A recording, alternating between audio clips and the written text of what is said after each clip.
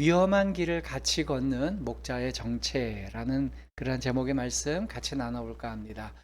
하반기 이제 후반기 사역을 시작하면서 올해 우리에게 주신 시편 23편 말씀을 묵상하고 있습니다. 당초에는 3절과 4절 한 두 번에 걸쳐서 말씀을 나눌까 했는데 묵상할수록 왜 이렇게 깊이 빠지는지 모르겠어요. 그래서 오늘 한번 하고 다음 주에 한번 더 해야 되지 않을까 그런 생각이 있어요. 1, 2절에서 평화롭고 안정적인 분위기에서 3절을 지나면서 위험한 상황으로 가는 그 이유가 무엇인가에 대해서 묵상하고 있습니다. 실만한 물가로 인도하시는 하나님이라는 목자가 계시는데 어떻게 해서 사망의 음침한 골짜기로 가게 되었을까? 여러분, 사망의 음침한 골짜기를 가보신 적 있나요? 한 번쯤 생사의 그 위기를 겪으신 분들이 적지 않이 있더라고요. 지난주에 제가 말씀드렸지만 저도 한 4번의 생사의 기로에 한번 선 적이 있었는데 이런 과정을 겪고 나니까 저는 이 3, 4절의 말씀이 피부에 와닿게 느껴집니다. 세상 그 누구도 불안하고 위험한 상황 자체를 즐기는 사람은 거의 없습니다. 아주 극소수의 사람들이 있는 건 사실이지만 대부분은 그렇지 않아요. 그런데 우리가 이 말씀을 묵상하는 이유가 있어요. 제가 연초에 23편을 소개할 때 이 양이 푸른 초장에 눕는다는 것도 비정상적이라는 말씀한 거 기억나시죠? 양은 최하위의 포식자이기 때문에 절대 눕지 않아요. 서서 쉬거나 잠을 자죠. 거의 서서 있습니다. 왜냐하면 맹수의 공격이 있기 때문에.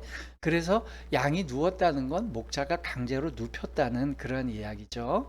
그만큼 2절도 사실은 부자연스러운 일이에요. 강력한 목자의 인도하심 때문에 가능한 일이었는데 모든 포식자들부터 안전하게 지켜주시는가요? 그런 의미에서 보면 사망의 음침한 골짜기로 가게 된 이유도 힌트를 얻을 수 있다고 저는 생각이 됩니다. 지난주에 말씀드린 바와 같이 우리의 삶은 크나큰 위기를 당할 때가 있어요. 잠시 복습 잠깐 해볼까요? 어떤 위기를 당하는 이유는 우리의 죄나 우리의 실수 때문에 그렇게 되는 경우가 있어요. 내 욕심, 내 지나친 생각 이런 것들이 이를 그르칠 수가 있어요. 그래서 위기를 만나면 제일 먼저 해야 될 일은 나를 성찰하고 되돌아보는 일이죠. 그러나 내가 큰 죄를 짓지도 않고 큰 실수를 하지 않았는데도 억울하고 정말 당황스럽게 위기를 만날 때가 있다는 것이죠. 그것은 왜 그럴까요? 2절하고 똑같은 거예요. 누울 수 없는 양이 풀밭에 누운 것처럼 가지 않아도 되는 사망의 음침한 길로 목자가 강제로 인도했기 때문에 가게 되는 겁니다. 이와 같이 우리가 받아들일 필요가 있어요. 삶의 위기가 있고 어려운 상황이 닥칠 때에 하나님의 경륜과 섭리가 나를 이 상황으로 몰고 왔구나라고 여기는 게 좋습니다. 그러면 첫 질문으로 다시 돌아가 보는 거죠. 왜 전능하신 목자께서 우리와 함께 하시는데 사망의 음침한 골짜기로 가게 된 걸까? 우리를 인도하시는 목자가 그 모든 것을 다 아실 텐데 그렇다면 사망의 골짜기는 좀 비껴서 좀 안전하고 좋은 곳으로 인도하시는 게 옳지 않을까 그런 생각을 해보는데 그렇게 하신 이유가 뭘까요? 오늘 첫 번째 우리가 정리해야 될 생각, 여호와 하나님은 부모의 마음을 가지신 목자이기 때문입니다. 어떤 말이나 표현을 할 때에 그 말하는 사람이 어떤 위치에서 어떤 경험을 갖고 말하느냐에 따라 그 말의 뉘앙스가 참 달라집니다. 우리가 시편 23편의 내용을 제3자의 관찰자적인 시각으로 되게 바라보는 경우가 많습니다. 그럴 경우에는 이렇게 보게 돼요. 그래. 목자가 때로는 푸른 풀밭에 쉴 만한 물가로 양을 인도하는구나. 그렇구나. 때로는 목자가 양이 위기에 빠졌을 때 구해주는구나. 이렇게 느끼고 바라보고 해석할 때가 있어요. 이거는 그냥 객관적으로 보는 거예요. 다른 사람, 양과 목자를 관찰하면서, 저 양이 위험한 데로 가네? 근데 목자가 구해주네? 이렇게 보는 거죠. 그런데 이 시편을 지은 저자인 이 다윗은 실제 목동이었죠. 어린 시절 양들을 지켰고 또 보호했던 목자였습니다. 나아가 이 시인은 좀 나이가 들어가면서 이제 청소년기를 지나면서 어, 정치적인 일에 활동을 하게 돼요. 백성들 앞에서 출입하게 되면서 크나큰 위기를 많이 겪게 됩니다. 그때 목자 되신 하나님을 피부로 와닿게 경험하게 됩니다. 그래서 다윗은 이제는 목동이 아닌 양의 입장에서 목자 되신 하나님의 돌보심과 보호하심을 매우 긴밀히 체험하게 됩니다. 그러다가 다시금 그가 왕이 되고 난 다음에는 다시 백성들 앞에서 백성들을 보호하고 도와줘야 될, 또 보호자가 돼야 될 왕이 된 거예요. 다시 목자의 위치가 되었어요. 이렇게 입장이 여러 번 왔다 갔다 하면서 다윗이 겪게 된 목자의 그 심상, 또 위치, 그 어떤 개념, 이것은 좀 뚜렷하다고 봐요. 바로 보호자라는 개념이라고 봅니다.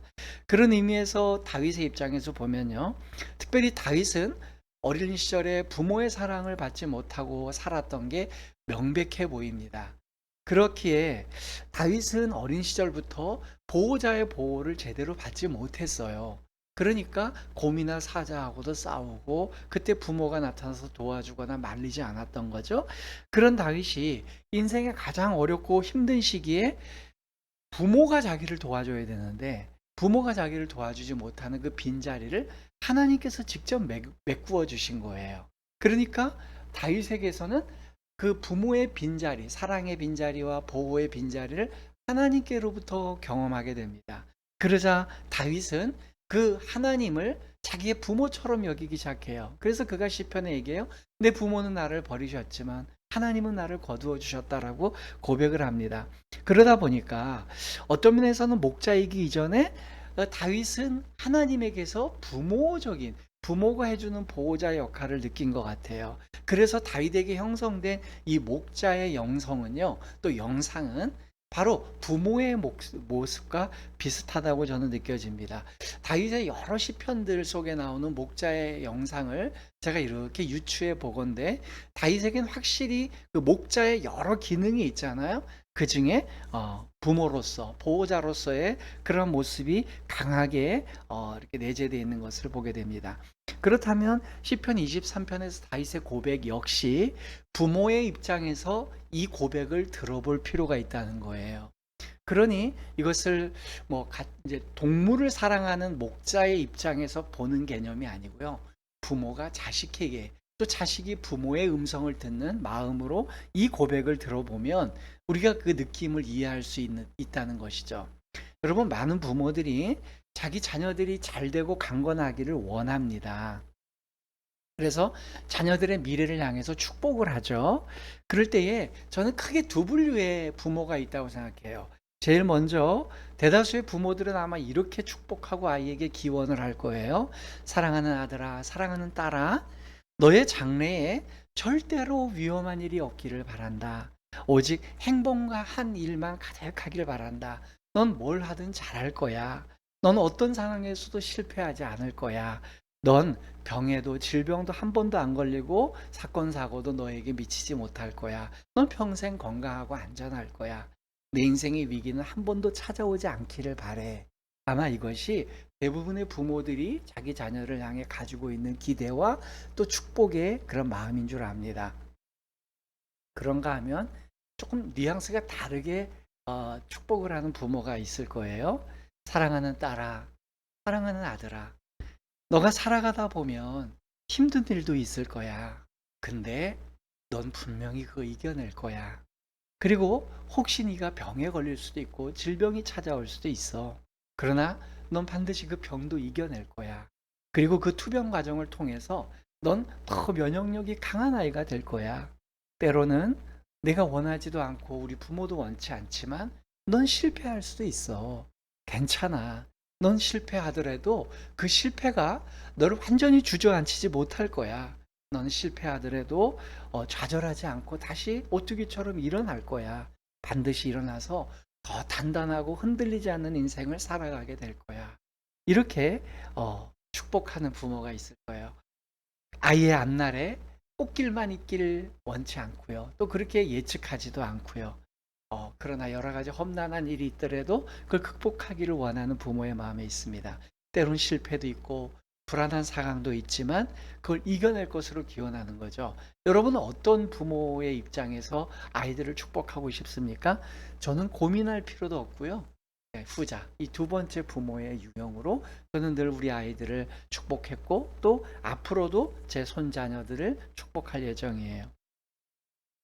다윗은요, 부모님과 같은 보호자로 등장하신 하나님의 마음을 충분히 이해하고 있었습니다. 왜냐하면 다윗 자체가 어린 시절에 보호받지 못하고 방치된 아이로 살았기 때문에 자기 스스로 자기를 보호해야 되는 게 얼마나 정말 고단하고 힘든지 알고 있던 거죠.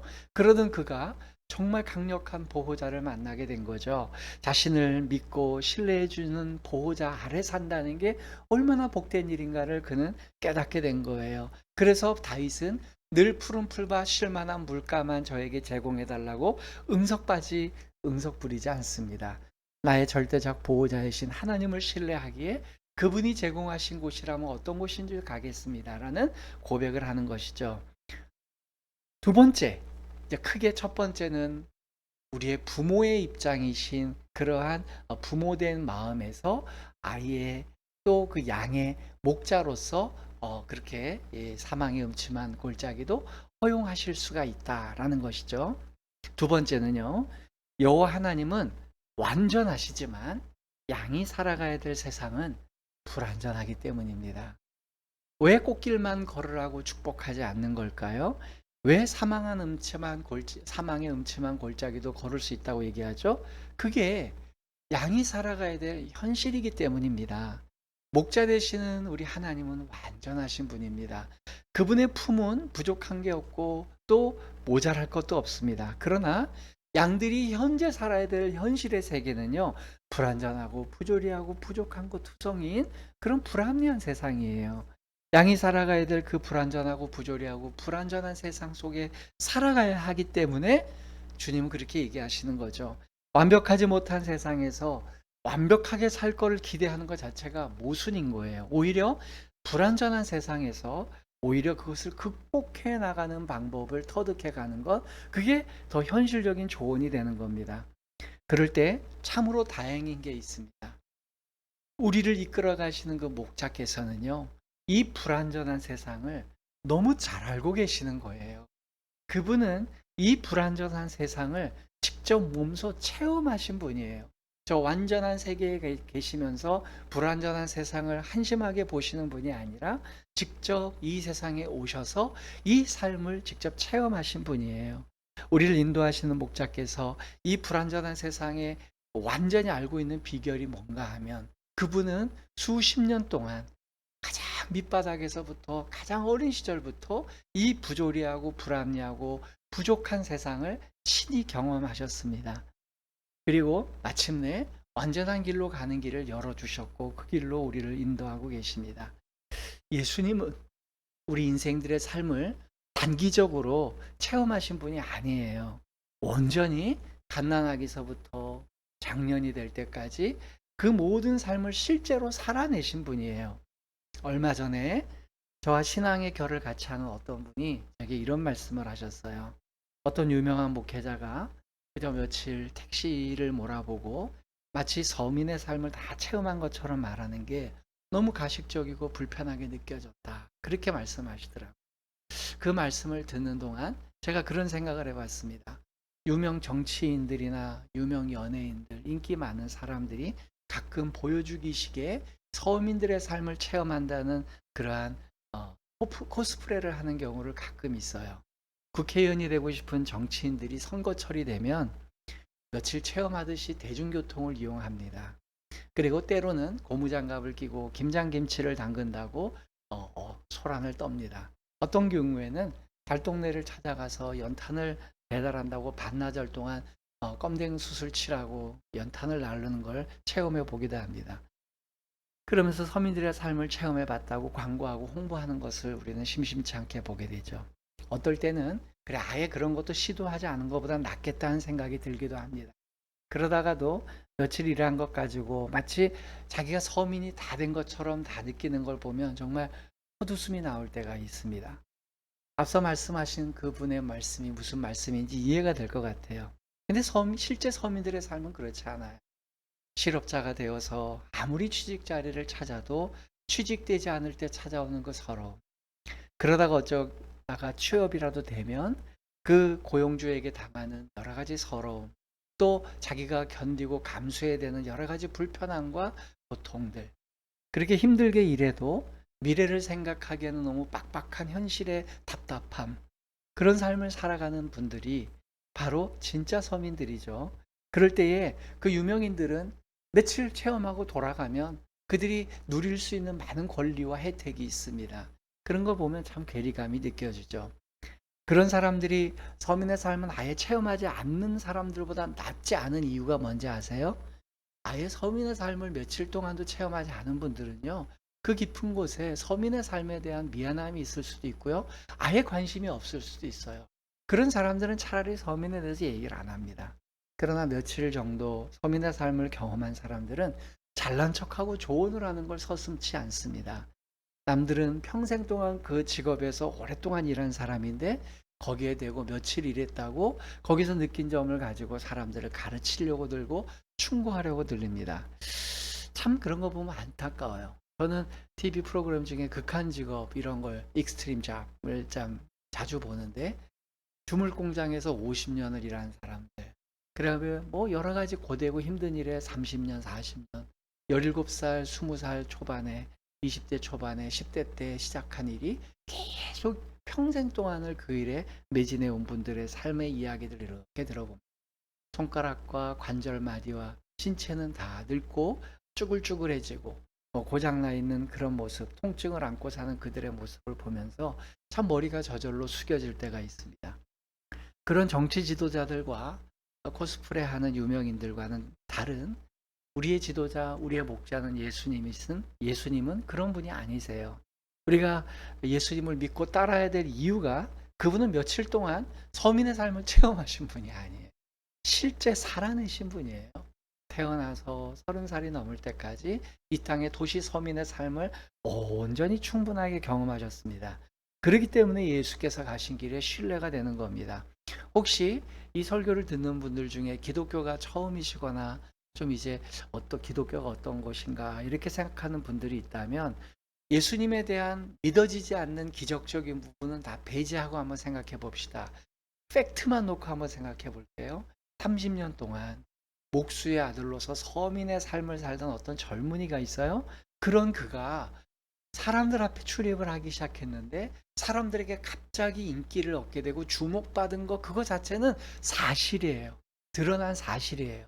그거는 성경 비평학자들도 인정하는 거예요. 그 당시에 센세이션을 일으킨 건 사실이에요. 그 센세이션 때문에 성경 비평학자들은 제자들이 예수님이 기적을 행했다고 꾸며냈다고 얘기할 뿐이지 사실은 그 당시에 사람들에게 인기와 관심과 주목을 한 몸에 받은 건 사실입니다.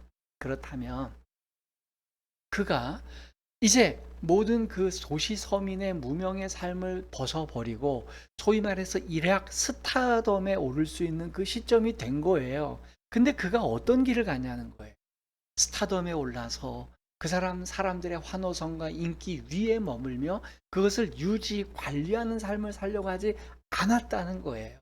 오히려 그는 그런 것들에 연연해하지 않고 더 불편하고 위험하고 불안한 삶을 스스로 선택해서 그 길을 가셨다는 겁니다. 거기에 핵심이 있는 거예요. 그게 기독교를 이끄시는 예수 그리스도의 가치관이에요. 그래서 예수님은 푸른 풀밭 쉴 만한 물가를 그걸 집착하시고 그것을 조성하시고 그것이 한번 기회를 찾아오면 그걸 빼앗기지 않고 거기에 안주하려고 하던 분이 아니고요. 출발은 푸른 풀밭 쉴 만한 물가에서 시작하셨는데 사망의 음침한 골짜기로 스스로 걸어가셨다는 거예요. 그게 기독교의 핵심입니다. 그 왜 그렇게 하셨냐는 거예요. 성경은 그 이유를 이렇게 설명하고 있어요. 히브리서 2장 17절 말씀입니다. 같이 한번 읽어봅니다. 그러므로 그가 범사에 형제들과 같이 되심이 마땅하도다. 이는 하나님의 일에 자비하고 신실한 대제사장이 되어 백성의 죄를 속량하려 하심이라. 그렇습니다. 우리의 목자 되시는 예수님께서는 일부러 범사의 형제들과 같이 되려고 하셨대요. 친히 자신을 따르는 자신의 제자 공동체를 자기의 형제처럼 여기신 거죠. 그들이 겪는 고통, 그들이 겪는 삶을 먼저 경험하고 또 먼저 그것을 이겨내기를 원하셨던 거예요. 불완전한 시스템 속에서 살아가는 자기 백성들의 고충을 충분히 경험하기를 원하셨어요. 이와 같이 하나님의 백성들의 목자가 되시기로 결심한 예수님께서는요, 안전한 꽃길 대신 사망의 음침한 골짜기도 마다하지 않으신 분입니다. 우리가 지금 그런 분을 따라가고 있는 거예요. 저는 이러한 예수님의 목자로서의 마음을 어떻게 한번 이해하면 좋을까라고 생각해 봤어요. 불완전한 시스템인 세상 속에서 완전하신 하나님, 목자이신 그분의 부모로서의 마음을 어떻게 읽어야 되는가. 그렇게 생각해 보니까, 내가 아버지지. 그럼 내가 아버지로서의 정서를 가지고 이걸 한번 읽어봐야 되겠다라고 생각한 거죠. 아시다시피 저는 네 남매의 아버지입니다. 제가 그래서 이 설교를 준비하면서 그런 생각해 봤어요. 제가 평생 동안 성공만 한 아버지였다면 어땠을까? 라고 한번 가정을 해봤어요. 아버지인 제가 공부도 잘하고 하는 일마다 실패를 한 적이 없고 성공 일변도로만 살아온 아버지였다면 아이들에게 어떤 조언을 해주고 어떤 얘기를 했을까? 이렇게 얘기했을 것 같아요. 얘들아, 너희들도 성공할 수 있단다. 아버지가 해냈지 않냐? 너희들도 성공할 수 있고 너희들도 하는 일마다 거칠 게 없고 실패는 우리 사전에 없다라고 얘기할 것 같아요. 자신감을 가져라 할 수 있다라고 얘기할 것 같아요. 굳이 자신이 성공하고 인성은 쓰레기인 아버지가 아니더라도요, 자신의 인생을 살아가면서 성공했던 성공 노하우를 전수해 주려고 노력하겠죠. 그러나 만일 그렇게 모든 권면을 다 했는데도 자녀들이 아버지가 생각하는 것만큼 또 아버지가 살아낸 것만큼 성공하고 또 확실하게 실패하지 않고 살지 못하고 가끔 실패하고 넘어진다면 어떤 마음이 들까요? 한 번도 실패해 본 적이 없는 아버지라면 인격에 따라 다를 거예요. 자기는 성공했는데 아이들이 성공하지 못하는 거 보면 인품이 안 좋으면 나무랄 수 있겠지만 인품도 좋다 그러면 그래 그럴 수도 있지라고 여기지만 서운하고 기대에 못 미친 거에 대한 그런 아쉬움이 느껴지겠죠. 또는 아마 자녀들에게 그렇게 다 전수가 될 거예요. 또 느껴질 겁니다. 근데 다행히도요, 저는 성공한 아버지가 아니에요. 저는 성공보다는 실수와 실패와 판단 착오를 더 많이 한 아버지입니다. 제가 자기 합리화인지 모르겠지만 설교를 준비하면서 성공 일변도의 인생을 산 아버지가 아닌 게 천만 다행이다라는 생각을 해봤습니다. 긴 설명이 필요 없고요. 저는 두 번의 담임 목회를 기회를 가졌지만 4년이 못 되어서 두 번 다 사임했던 그런 목사입니다. 그러다 보니까 목사로서는 사임을 했지만 아버지로서 보면 아이들에게 갑자기 아이들은 이사를 해야 됐고 지역이 바뀌고 삶의 기반이 갑자기 바뀌어야만 했어요. 어떤 면에서는 아이들에게 혼란만 준 아버지일 수 있습니다.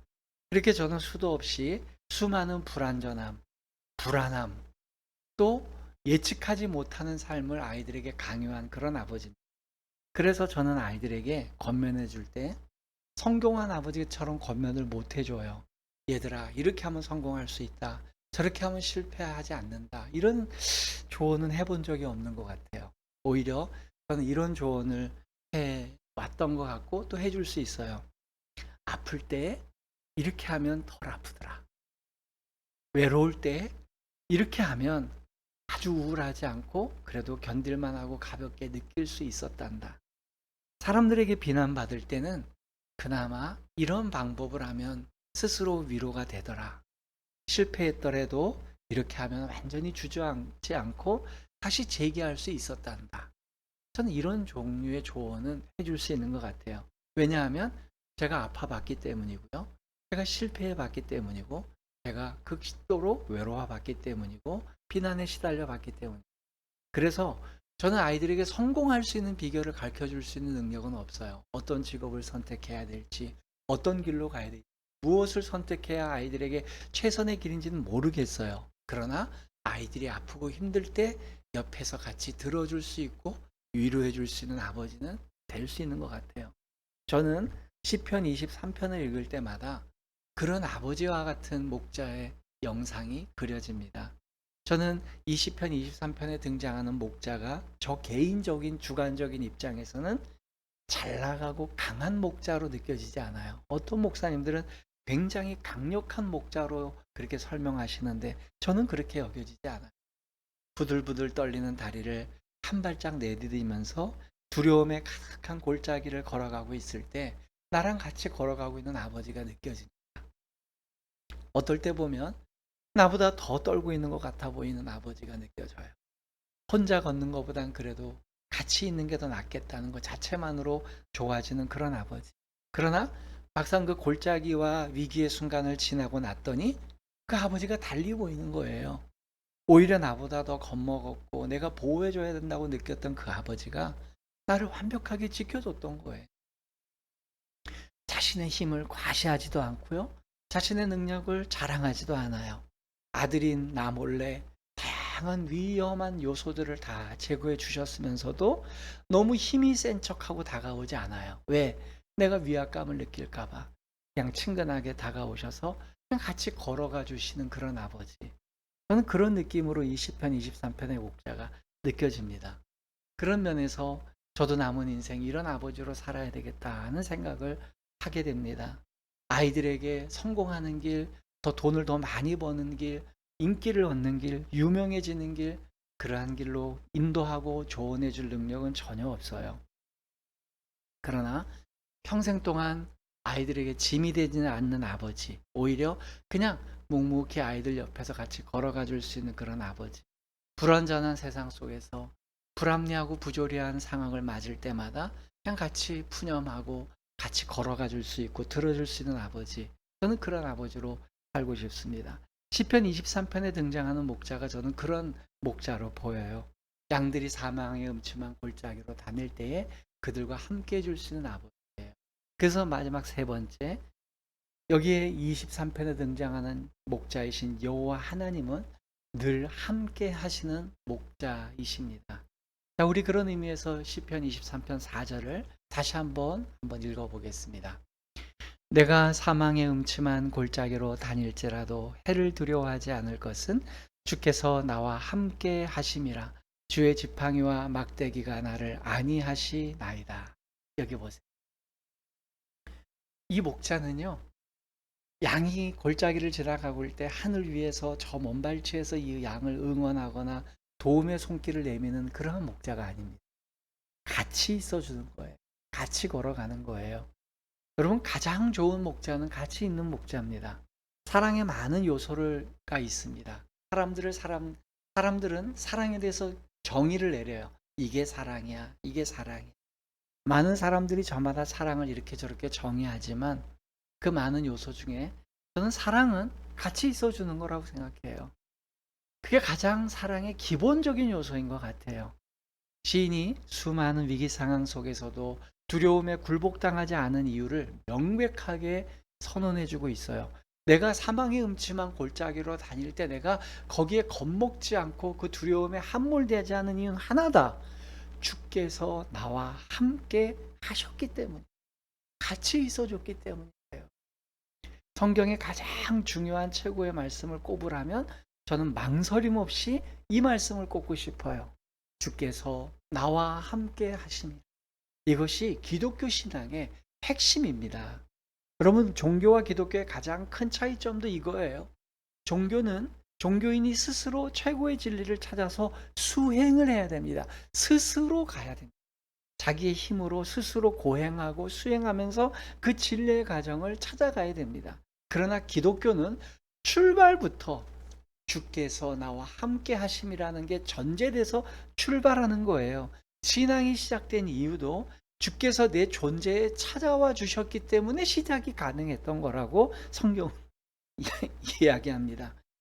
인간이 독립적으로 누구의 간섭도 받고 싶지 않는 게 인간의 기본적인 욕구예요. 이 세상 누구도요, 누구에게 간섭받는 거 정말 싫어합니다. 그런 인간이 언제부터인가 하나님에 대해서 알고 싶어지고 하나님께 의존하고 싶어지는 것, 그게 신앙의 시작이에요. 절대자가 찾아오셨기 때문이죠. 나 혼자 사는 삶이 아니라 주님과 같이 살고 싶어하는 그 삶, 주님의 말씀에 나를 스스로 복종시키려고 하는 그 마음의 기원은 그분이 나와 함께 하시기 때문이라는 거죠. 그렇기 때문에 기독교인의 신앙은 나 혼자 무엇을 알아가는 게 아닙니다. 주님과 함께 있음을 얼마나 명확하게 알고 있느냐, 주님과 함께 있음을 얼마나 자주 인식하느냐, 주님과 함께 있음을 얼마나 실제화하느냐, 이것이 바로 신앙의 핵심 과제인 거예요. 이것이 기독교의 신앙의 요체이고요. 그렇기 때문에 예수님에 대한 예언도 그분의 임마누엘의 가치로 설명하고 있습니다. 성경은 예수님의 등장을 바로 임마누엘이라는 단어 하나로 설명을 다 하고 있어요. 이사야 7장 14절을 우리 같이 한번 읽어봅니다. 그러므로 주께서 친히 징조를 너희에게 주실 것이라. 보라, 처녀가 잉태하여 아들을 낳을 것이요 그의 이름을 임마누엘이라 하리라. 이사야 선지자는 이 땅에 하나님께서 보내시는 메시아 구원자가 오실 텐데 그가 가지고 있는 정체성은 임마누엘이라. 히브리어 임마, 누엘, 이 세 개의 그 어떤 음절들이 합쳐진 거거든요. 임마는 함께하다, 누 우리와, 엘 하나님, 하나님이 우리와 함께하시다라는 그런 뜻이에요. 이 예언은 그대로 성취가 되었죠. 자, 마태복음 1장 23절입니다. 히브리어를 몰라도 여기 해설이 다 나와 있습니다. 같이 읽습니다. 보라, 처녀가 잉태하여 아들을 낳을 것이요 그의 이름을 임마누엘이라 하리라 하셨으니 이를 번역한즉 하나님이 우리와 함께 계시다 함이라. 보세요. 꼭 필요한 히브리어나 원어는 성경이 이렇게 자체적으로 해석을 해주세요. 임마누엘이라는 것이 하나님이 우리와 함께하다는 뜻을 얘기해 주셨잖아요. 예수께서 이 땅에 오신 가장 궁극적인 목적은 우리와 함께 하시기 위함입니다. 그래서 진정한 보호자는요, 우리 옆에 같이 있어주는 거예요. 맹수들이 양들을 침범하지 못하게 하는 것은 그냥 목자가 그 옆에 있기 때문이에요. 목자가 24시간 동안 칼춤을 출 필요가 없어요. 목자가 양 옆에 있다는 사실 하나만으로도 충분한 겁니다. 원수는 알아요. 그 양 옆에 포자, 목자가 있는지 없는지 압니다. 그래서 그 목자의 보호자가 누군지를 명확하게 이해하고 있는 거죠. 사실 저는 이제 목자로서 양들을 쉽게 떠난 목사가 아니냐, 이런 비난을 듣는 목사입니다. 위임 목사라면 위임을 끝까지 지켜야 되는 것이 아니냐, 이런 비판을 저에게 많이 합니다. 일리가 있어요. 저는 또 그런 비판을 감수해야 된다고 봅니다. 근데 이런 경우도 있는 것 같아요. 한 번은 제가 명백하게 양들 곁 스스로 떠난 게 맞습니다. 저는 거기에 대해서 하나님 앞에 책망을 들을 필요가 있어요. 그러나 또 한 번은 만약에 양들이 넌 우리의 목자가 아니라고 일관되고 지속적으로 얘기를 한다면, 거기 있는 것 자체가 양들에겐 계속 고통이라면 목자가 그 양 옆에 있어줘야 될 이유가 없는 거죠. 우리의 목자라고 얘기를 안 하는데 계속 일관되고 지속적으로 그렇게 얘기한다면 그 자리를 지킬 이유가 없는 거죠. 실제로 목자는요, 자기 양이 아닌 다른 사람의 양 옆에 있으면 안 되는 거죠. 그건 도둑놈이죠. 자기 양을 찾아가는 거예요. 예수님도 동일합니다.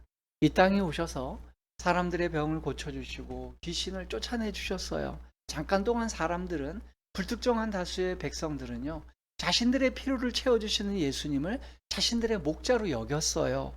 그러나 불과 3년도 못 돼서 그 쫓아다니는 백성들이 다른 말로 예수님을 비난합니다. 당신은 우리의 목자가 아니야. 우리가 원하는 방향으로 지금 가고 있지 않아. 그래서 예수님께서 재판을 받으실 때 십자가에 못 박아라, 우리의 목자가 아니다 라고 백성들은 거절한 거죠. 결국 예수님은 백성들의 거절에 의해서 목자 아닌 것으로 그렇게 판명이 난 겁니다. 그러나 예수께서는요, 우리가 주목해야 될 대목이 바로 여기에 있어요. 부활 이후에는 불특정한 다수의 사람들을 만나지 않으셨어요. 예수께서 부활하신 이후에는 선별적으로 자기 제자들만 찾아 만나 주셨어요. 이게 굉장히 중요합니다.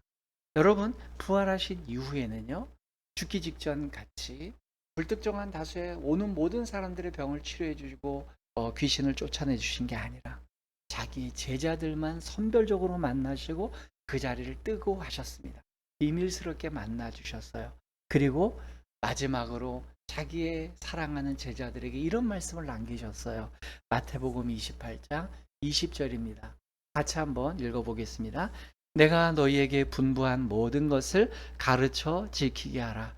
볼지어다 내가 세상 끝날까지 너희와 항상 함께 있으리라 하시니라. 여러분, 이게 중요해요. 예수께서는요, 이 고백을 십자가에 죽기 직전, 그 전에 하신 게 아니에요. 불특정한 다수들, 예수님이 원하지 않았지만 예수님께 몰려든 사람들에게 이 이야기를 하신 게 아니라 부활하시고 난 다음에 선별된 제자들에게, 예수께서 원하셔서 집합시킨 사람들에게만 이야기를 하셨어요.